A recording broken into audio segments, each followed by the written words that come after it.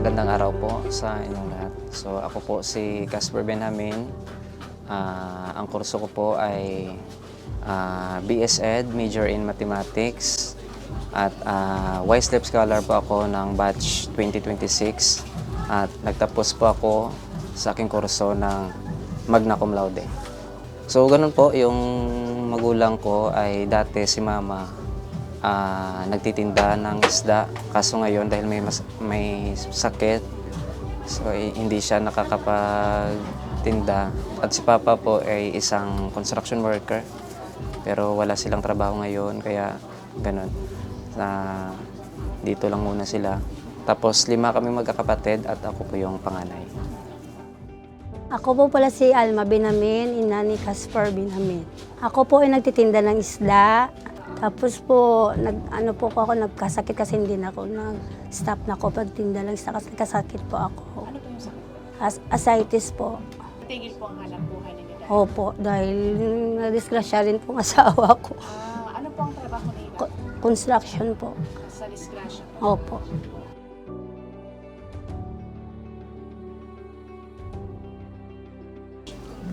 Sa totoo lang po, nang hindi ko kilala yung social action, wala akong idea kung ano yung social action. Dati social action yung Caritas Bacolod na ngayon. Pero yung pari po namin, yung parish priest namin sa St. Joseph, Husband of Mary Parish in Rieta, under Father Jonas Sumagaysay, siya po yung tumulong sa akin na sabi niya, Casper, mag-apply ka doon sa social action, yung may scholarship doon, so baka pwede kang baka makapasado ka doon, so makatulong yun sa'yo sa 4-year course mo na kinukuha.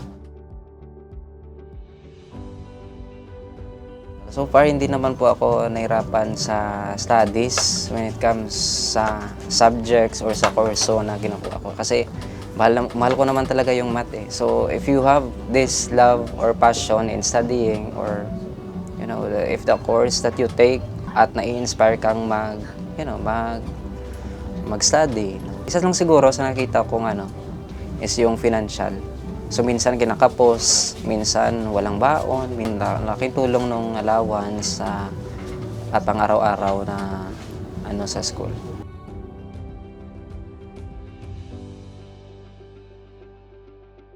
In terms of formation, malaki talaga yung naitulong kasi dinidiscuss or tinututunan nyo rin yung mga values na kung paano maging isang mabuting leader, isang nagsiserve sa simbahan. Makikita mo doon or madidiscuss doon yung mga kagawian ng isang kabataan, kung paano ba yung maging futuristic, and then matutunan yung mga moral sa buhay, mga values na dapat matutunan. At the same time, yung spiritual growth, kasi nagsiserve tayo sa simbahan, isa po tayong lektor.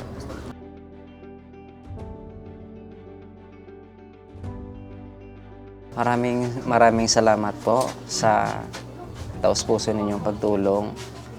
Marami talagang na bagay na kailangan kong pasalamatan sa kanila kasi malaking tulong po yung scholarship.